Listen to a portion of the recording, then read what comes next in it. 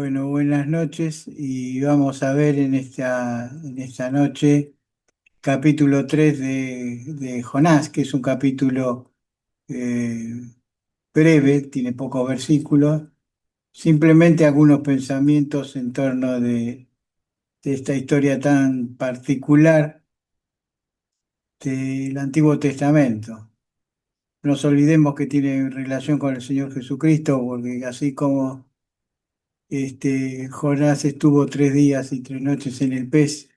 Así el Señor estuvo en la tumba para resurgir victorioso. Por eso hay esa comparación. Jonás por la desobediencia, pero el Señor por la total obediencia a la voluntad del Padre. Eh, los dos fueron resucitados en el poder de Dios. Mejor dicho, el Señor resucitó y en forma figurada también. Jonás resucitó, él salió de nuevo a la vida, no porque haya estado muerto, sino porque tenía grandes expectativas de morirse, pero surgió de nuevo a la libertad de poder transitar y caminar, siendo una figura de lo que el Señor iba a hacer siglos después. Vamos a ir leyendo. Vino palabra de Jehová por segunda vez a Jonás diciendo: Levántate y ve a Nínive, aquella gran ciudad, y proclama en ella el mensaje que yo te diré. Y se levantó Jonás y fue a Nínive conforme a la palabra de Jehová. Y era Nínive ciudad grande en extremo, de 3 días de camino. Y comenzó Jonás a entrar por la ciudad, camino de un día, y predicaba diciendo: De aquí a 40 días Nínive será destruida. Y los hombres de Nínive creyeron en Dios o a Dios y proclamaron ayuno y se vistieron desde el cilicio, desde el mayor hasta el menor de ellos. Y llegó la noticia hasta el rey de Nínive y se levantó de su silla, se despojó de su vestido y se cubrió de cilicio y se sentó sobre ceniza. E hizo proclamar y anunciar en Nínive por el mandato del rey y de sus grandes, diciendo: hombres y animales, bueyes y ovejas, no gusten cosa alguna, no se les dé alimento ni beban agua, sino cúbranse de cilicio hombres y animales, clamen a Dios fuertemente y conviértase cada uno de su mal camino y de la rapiña que hay en sus manos. ¿Quién sabe si se volverá y se arrepentirá Dios y se apartará el ardor de su ira y no pereceremos? Y vio Dios lo que hicieron, que se convirtieron de su mal camino y se arrepintió del mal que había dicho que les haría y no lo hizo. Bueno, Jonás quiso huir, pero se dio cuenta cuando estaba allí en el gran pez de su error y estaba dispuesto a enmendarlo y vuelto desandando el camino que había hecho, escapando en el sentido opuesto, eh, empezó el camino a Nínive. Y dice una expresión que se repite muchas veces en el Antiguo Testamento para hablar aparece mucho en los profetas, la expresión vino palabra de Jehová. Hay otras expresiones que dice vino a mí palabra de Jehová, hablando de una forma más directa. Está vino palabra de Jehová y vino a mí palabra de Jehová. La iniciativa siempre la tiene Dios, o sea, nosotros no le decimos al Señor, nuestra palabra no está hacia el Señor para que Él obre de acuerdo a nuestra voluntad, sino que está de parte de Dios para que nosotros hagamos a su voluntad. Por eso la palabra viene de Dios, por segunda vez, porque la primera fue como vimos en el capítulo anterior que estuvimos con Cristian. Levántate y ve a Nínive, una gran ciudad que formaba parte del imperio asirio. Estaba sobre el delta, sobre de la Mesopotamia conformada por los ríos Éufrates y Tigres con sus afluentes. Era una ciudad en ese tiempo Nínive era una ciudad muy populosa, era centro del imperio. Después iba a perder relevancia porque iba a resurgir Babilonia, con los caldeos.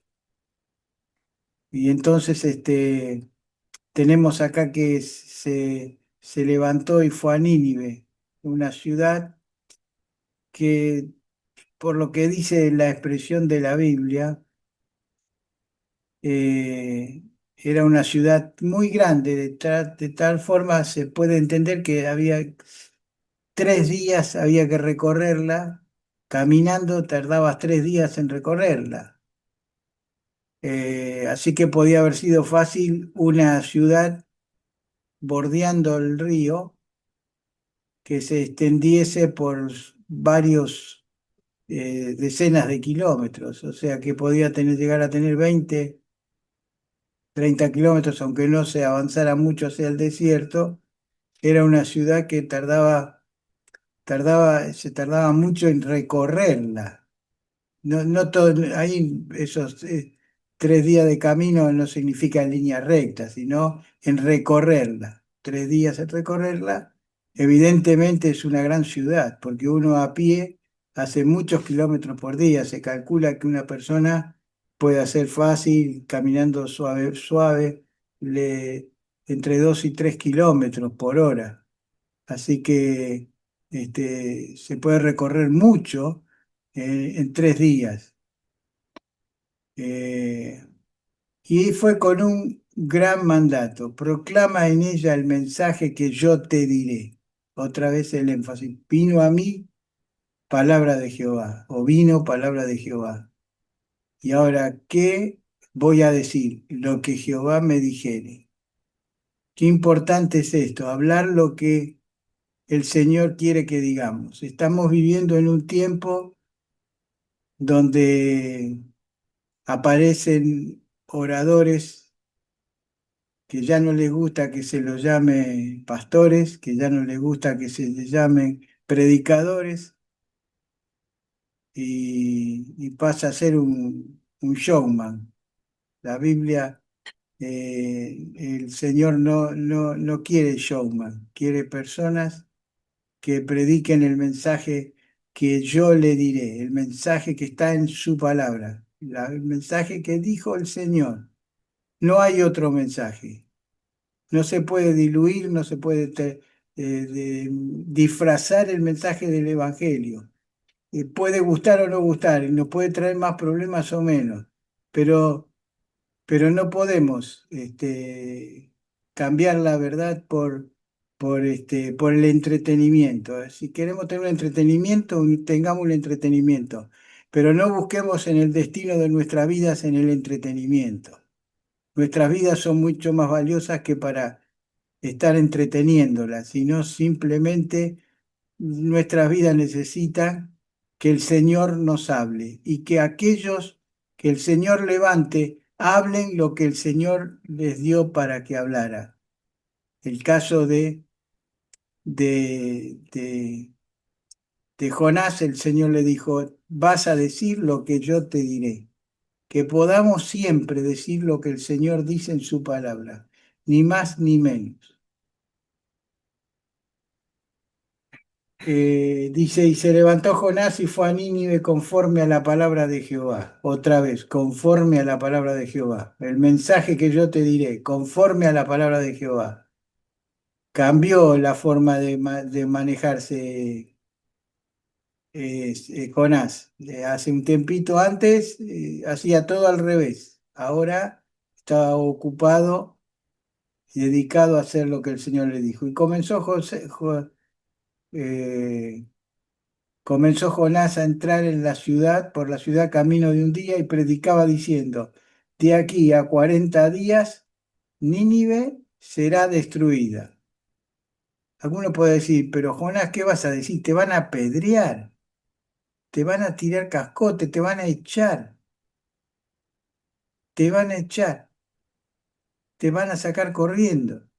No hables eso, habla otra cosa. ¿Cómo vas a decir? Nínive está en el apogeo de su reinado. ¿Cómo vas a venir a decirle que en 40 días Nínive será destruida? ¿Pero qué te pasa? ¿Cómo va a pasar esto?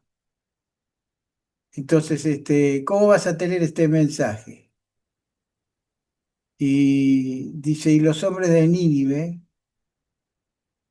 creyeron a Dios, creyeron lo que Dios decía en su palabra, y proclamaron ayuno y se vistieron de cilicio desde el mayor hasta el menor. Ayuno y cilicio iban juntas y hablaban, eran expresiones que nos hablan de compungimiento del alma, de dolor del alma por la situación que uno está viviendo. Es, cuando había algo que indignaba a la persona profundamente, ya sea por sus actos o actos de otros, muchas veces se dice que rasgaban sus vestiduras y se cubrían con cilicio, se tiraban tierra encima de la cabeza en señal de humillación y de humildad, y de reconocimiento de la bajeza y reconocimiento del pecado. Dice, y llegó la noticia hasta el rey de Nínive, hasta el rey llegó la noticia. Cuando el mensaje del Señor impacta cambiando vidas, el mensaje llega a las personas de la manera que tiene que llegar. Hermanos, me duele, y lo voy a decir con nombre y apellido. Milei, cuando le preguntaron si estaba de acuerdo con el aborto, dijo no. Y un predicador, que ahora se dice que no es predicador,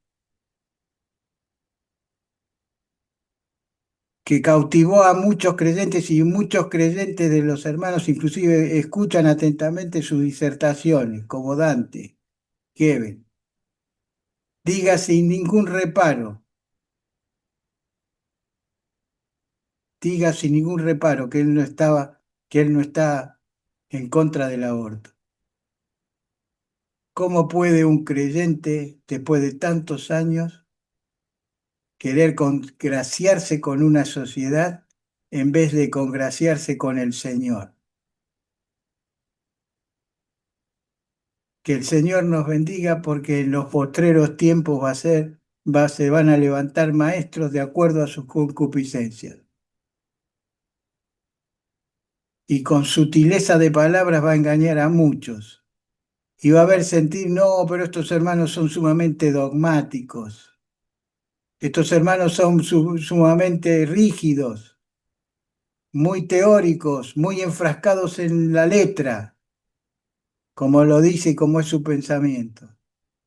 Y abrir la puerta para que el Evangelio sea de ir a un lugar a entretenerse un rato y salir contento porque hemos pasado un buen momento con gente macanuda, pero no se le predicó a ninguno el Evangelio.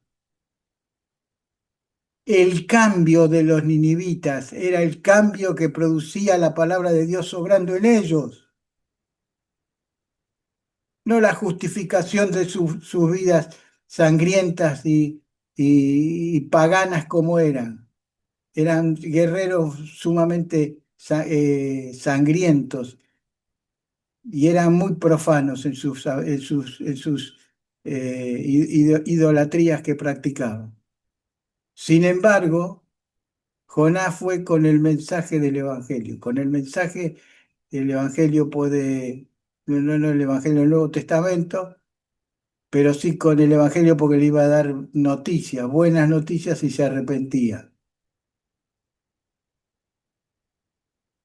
E hizo proclamar el rey, anunciar en Nínive por mandato del rey y de sus grandes, diciendo: hombres y animales, bueyes y ovejas, no gusten cosa alguna, no les dé alimento ni beban agua, sino cúbranse de cilicio, hombres y animales, y clamen a Dios fuertemente, y conviértase cada uno de su mal camino y de la rapiña que hay en sus manos.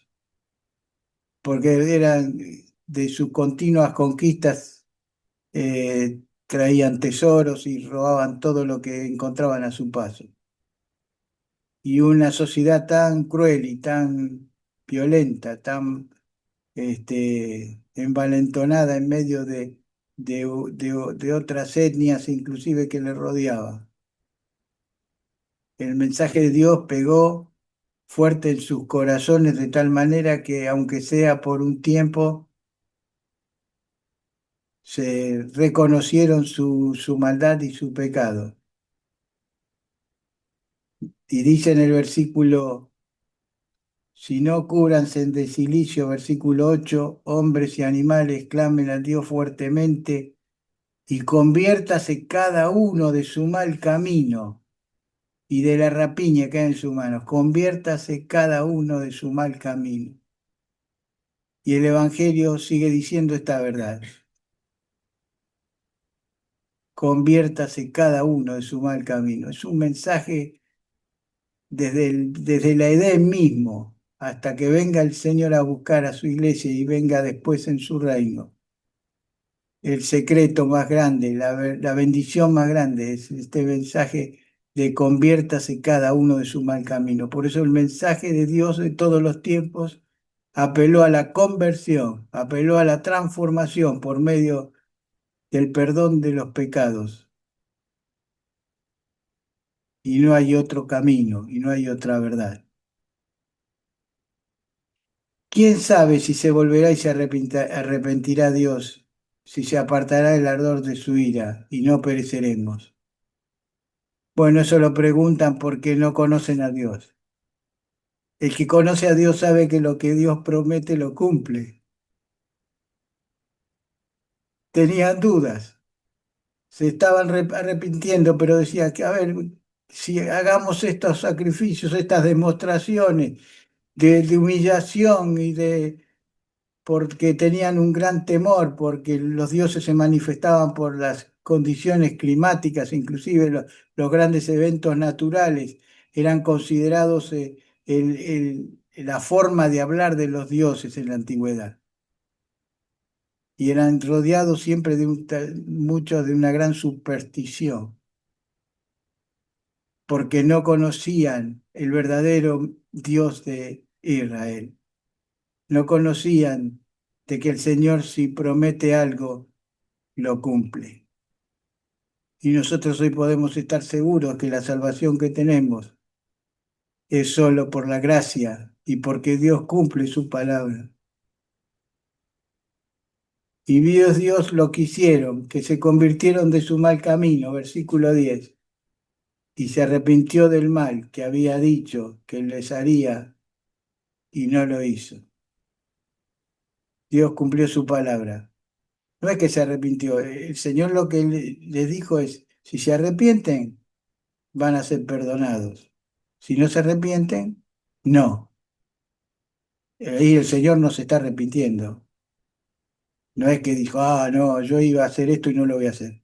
No, dijo, si se arrepienten, no lo hago. Si no se arrepienten, sí lo voy a hacer. Es importante que tengamos presente esto. Que el Señor nos bendiga con este pasaje tan particular, tan lindo que lo aprendimos en la escuelita dominical de cuando éramos chicos. Las primeras historias que escuchamos, una de ellas es Jonás, que la escuchamos muchísimas veces, pero siempre tiene una faceta distinta que nos ayuda a sacarle un poco más del sabor que tiene la palabra de Dios. Que el Señor nos bendiga a poder proclamar el verdadero evangelio y no caer en la tentación de personas que se dicen, se desdicen, dicen una cosa, dicen otra. La palabra del Señor es una sola y permanece para siempre. Amén.